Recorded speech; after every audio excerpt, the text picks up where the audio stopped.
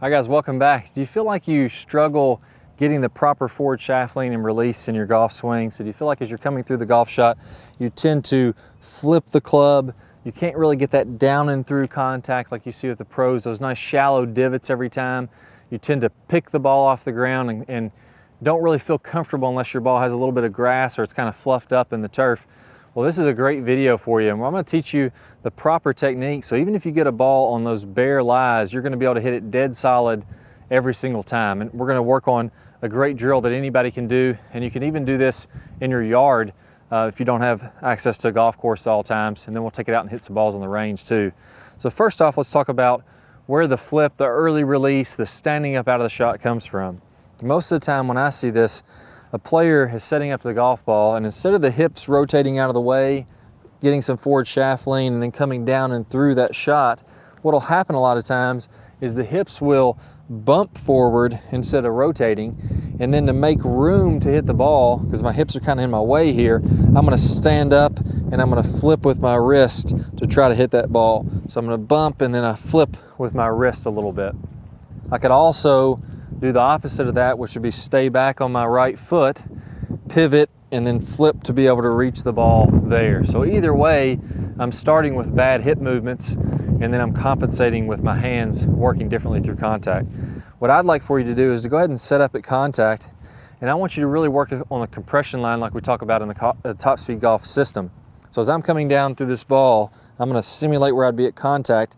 I want my hips to be about 45 open, and I want my left ankle, my left hip, and my left shoulder to all be in a nice straight line. And what that does is that gets me in a position where I can hit down and through this ball and release my hands out in front of the golf ball. So I'm getting that nice shallow divot that comes down to the ball and then accelerates down and through in front of the golf ball. So that's what I want you to do first, is go ahead and simulate where you would be at contact with this ball. I'm going to clear my hips out of the way, and I'm going to have this nice straight line so that now I'm in a position to where I can have forward shaft lean release in front. Now once we've done that, let's go ahead and grab a couple extra tees. What we're going to do with these tees, I have one tee under a ball that I'm going to simulate hitting. I'm going to have it about a ½ inch off the ground. I'm going to put another tee a couple inches in front of it, another one a few inches in front of that, and then a slightly higher tee about an inch off the ground in front of that. So I am going to try to hit all 4 of these tees, and I want to make sure that I'm having forward shaft lean but releasing that as I'm coming through. So this is my ball, so I don't want you to set up like this and cheat so you can get all 4. We're going to set up like this is my ball off the left ear or the logo of my shirt. As I come into contact, I'm going to be in a good spot with good forward shaft lean. Hips are in a good position. Now I got plenty of room for my hands to release out in front and to clip those front tees. So you've seen that my wrists are actually releasing, just like we talk about in the system, to get in the straight line release, and that allows me to clip all 4 of these. I'll go ahead and stick this one in the ground again.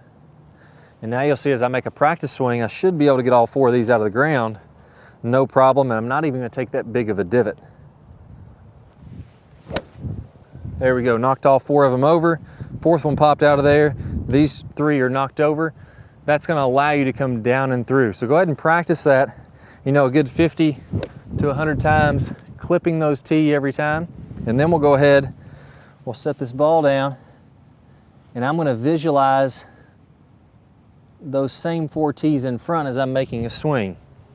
Prior to the swing, good contact, feeling that extension down and through, and then I'm going to set up to the ball, do the exact same thing. There we go, nice solid shot right down the middle. Good luck to you guys. Work on that extension through there, get your hips moving right. It's going to be that much easier. I'll see you guys very soon. All right guys, so I hope y'all really enjoyed this video. If you did, go ahead and click the like button now. That really helps us to grow the channel, to get more popular, and to be able to create some more content for you guys. Also click the subscribe button. That way you'll be notified when we have our latest, greatest videos. We're going to be focusing a lot on getting more distance in the future, so you don't want to miss out on those videos. As a bonus for you guys today, I'm going to go over the #1 lag mistake in a video that's coming up here in a second. I'm going to play a preview of that video. Go ahead and click the link that pops up in the screen or down below in the description. You'll be able to get instant access to that video so you can start picking up some more distance right now. Plus, you're going to get 5 bonus videos on top of that. So good luck to you guys. I'll see you all in the lag video. Hi guys, and welcome back. I'm Clay Ballard, and in today's video we're going to talk about one of the absolute worst drills for creating lag. It's a very common drill that I see, and in this drill what we're going to do is we're going to set the wrist very early to create an angle of lag, and then we're going to try to hold this throughout the swing. It's one of the worst things that you can do to build lag. I'm going to talk about the science behind why this is the case, and I'm also going to give you a great drill to help you improve your lag, all in this video. Let's go ahead and get started. If I do it this way versus holding that position, exact same thing happens when we're building lag in the golf swing. So what we want to do is throughout the swing, I want to have a very low and wide takeaway. So I'm not going to set my wrist early at all. If you look at a lot of the top players, you look at Adam Scott, very wide takeaway, not very much wrist set at all. You look at Rory McIlroy, look at Tiger Woods. All these players are using a wide takeaway and not getting very much wrist set, so that later in the swing, as we start down, we can increase this wrist set, and we're really only going to max out this angle of lag for a split second in the downswing. Okay, so a three-step drill here. Now, as we get started with this, I want to remind you that the fulcrum in this golf club for getting a massive amount of lag is right at the end of the golf club. This is where I want my hinge point to be. I want to use the full length of this club to build lag and then release lag.